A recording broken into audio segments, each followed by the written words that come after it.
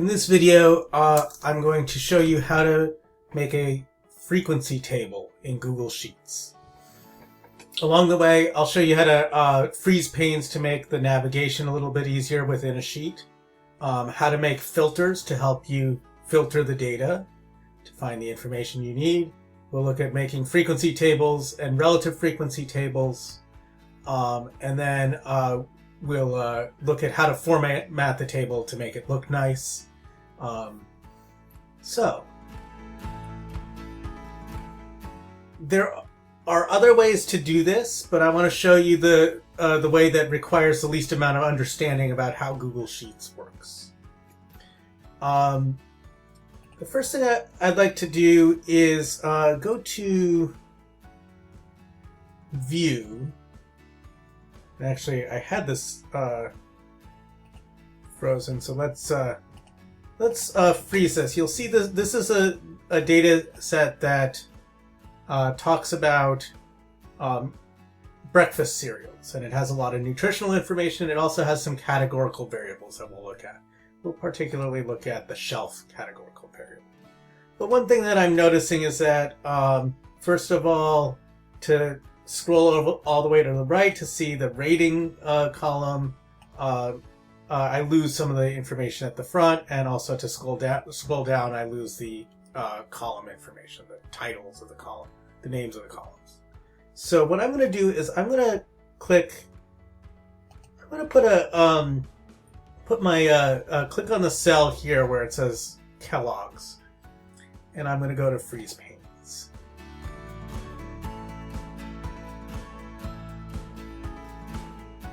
And so we'll freeze one row, and if we want, actually I think we'll just stick with the row. We'll freeze one row, and you can see that then the column row 1 stays at the top even as we scroll down. So the next thing I wanted to look at was how to make filters. I'm going to go to the Data menu. This has a lot of things that we can do related to the data. And I'm going to create a filter. And what that does is that's going to create drop-down menus. You've probably seen websites that have this, where in particular, let's look at the shelf column. You can see things like, what are the different values? What are the different values that appear in the shelf column? You'll see that there's only 3, bottom, middle, and top. That's because the shelf column tells us what shelf that cereal was found when the data set was collected, probably at a grocery store. Is it the top shelf, middle shelf, or bottom shelf? You can see, for example, there's also a column about, is it a hot cereal or a cold cereal? There's one about what are these this cereal targeted to adults or children. The manufacturing column has a lot more information, you can see. So anyway, so the filters have some interesting stuff. One thing we could do is we could use this filter to sort alphabetical order, lowest to highest or highest to lowest. So that has the filter. Now, I would like to create a relative frequency table that summarizes the shelf variable. And we've got three different data values that this variable has. Bottom, middle, top. So, like I said, there are other ways to do this, but I'm going to open up a new worksheet where I'm going to put my table. And actually, just for I think I'm going to put the top on the top, middle on the middle, and bottom on the bottom. And then what I'd like to do is I'd like to put the frequency. These are counts. And then the relative frequency, I'll put percentage. Now, what I'd like to do now is figure out, okay, how many cereals were found on the top shelf. So let's go back to the cereals. And what I can do is I can remove the bottom and the middle and go to the top. So you can see now that we only have the top, you'll see that a lot of the rows are missing. That's because it's only displaying the cereals that were found on the top shelf. If I hold down the Shift button and use the arrow keys, I can start moving, highlighting to the bottom. If I hold down the Shift and the Control button, or the Command button on Macintosh, and hit the down arrow, it'll go all the way down to the bottom, and you can see that we've highlighted the top, the rows with the top. Google Sheets has a nice little feature down here in the lower right. It will count how many cells I've highlighted. So you'll notice that I'm only highlighting one per serial. So that means that there are 36 cereals that were found on the top. So I'll go back to my frequency, relative frequency tab, and I'll put 36.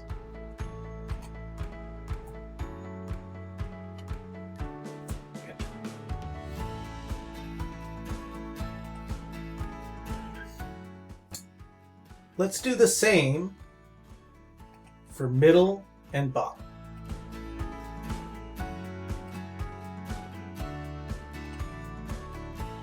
Fewer cereals were found in the middle. We found 21.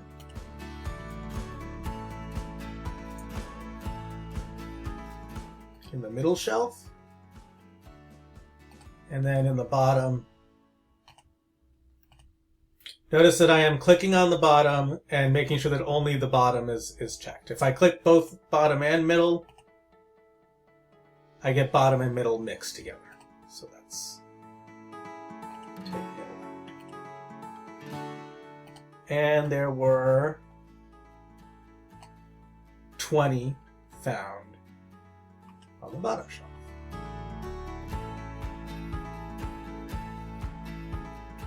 One thing I might want to do is I might want to put the totals in. Now, I can use a formula to figure out what is the total amount of cereals in the data set.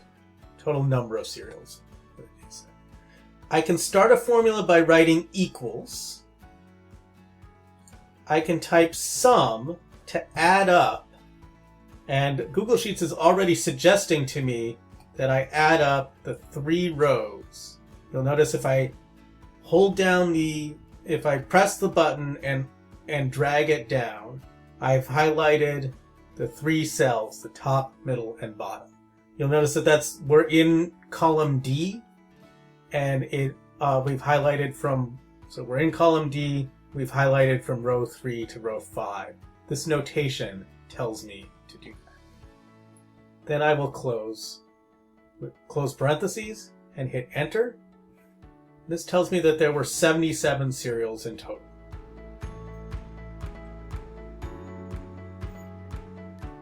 I can check that, by the way. We can confirm by displaying all of the cereals. Again, Shift, Control, because I'm in a Windows machine, down, takes me down to the bottom. Oh, I think I wasn't at the top there. Okay. Make sure I'm on, okay, this table starts on row 2. And we've got 77 in total, mixed between the top, middle, and bottom shelf. Now I'd like percentages. So what percentage of the 77 cereals were found on the top? Well, we know that to find percentage, we want to divide 36 divided by 77. So what I can do is I can write equals. I can click on the 36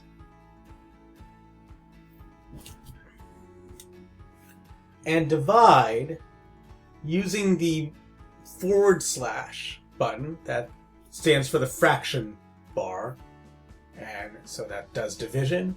Divide by 77. and I get a decimal. We'll format that to be percentage. Now here's something that's interesting. If I hit Control C or Command C, that copies. Paste is Control V. I get a divide by 0, but one thing that happened is that it copied the formula. We're still dividing. It's dividing now the middle by the total. Or by the cell below the total. So that it's dividing by 0. That's why we got to divide by 0 here. We could either fix that in one of two ways. We could fix the D7 to D6. Or another thing we can do is we can provide what's called an anchor. Let's go back to the original formula. What I'm going to do is I want to make sure that the orange, the 36, moves down when I copy down, but I want to keep the total in the same place. If I put a $sign next to row 6, next to 6, referring to row 6, then the denominator of my fraction is going to stay on row 6 when I copy and paste. And I can do the same thing with the bottom, and you can see that now, without me having to rewrite the formula, I have divided D5 by D6.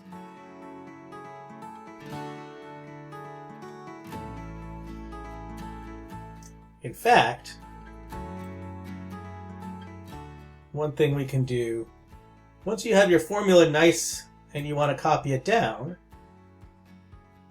you can highlight where you want to copy it to. Now let's highlight down here. And one thing you'll notice is that 77 divided by 77 is 1. Okay, let's put this as a percentage. I'm going to highlight the percentages. They're now decimals. And there's a percent button here. Now by default, it writes it as a percentage. I hit back, you'll see 46.75%. 0.4675 becomes 46.75%. If I want only one decimal place, I could have it round to one decimal place, or I can add more decimal places depending on how much I want. So these buttons here help me with that.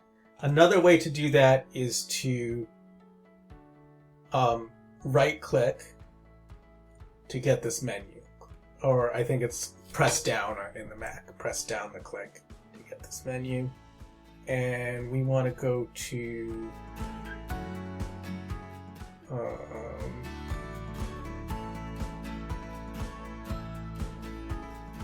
I guess it doesn't have it here. I'm used to Excel. Okay. Oh, yeah, I wanted to format. We can go to the format command. And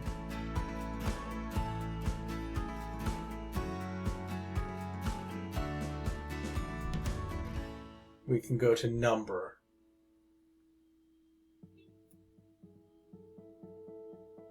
Go to percent. No, I guess we do need to use this here. Okay. Learn something. Okay, now I'd like to make this look pretty. So one thing I can do is I can put my labels in bold. And it's up to you. What do you want to do to make it look pretty?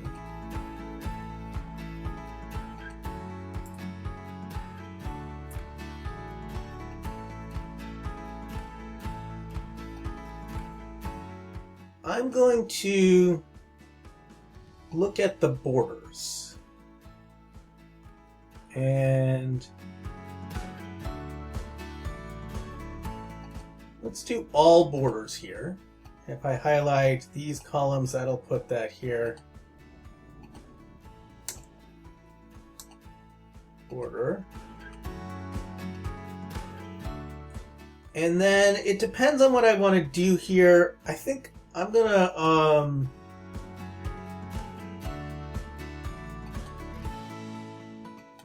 center the labels. We could center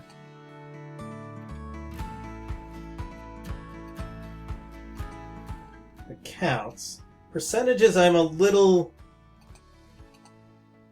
Yeah, I guess that works nicely.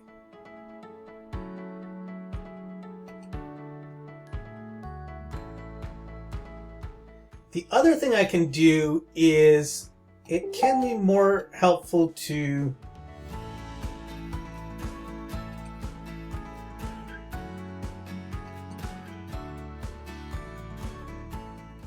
put, let's see. No, I guess it didn't do that. Okay. No, this will be a nice formatting. And then this is nicely formatted, so if I wanted to open up a Google Doc or maybe a Word doc,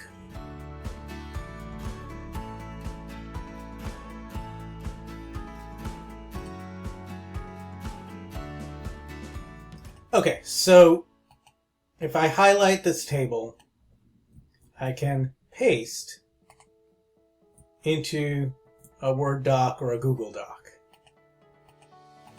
And we can get our table. Works out to be nice, fairly nicely formatted.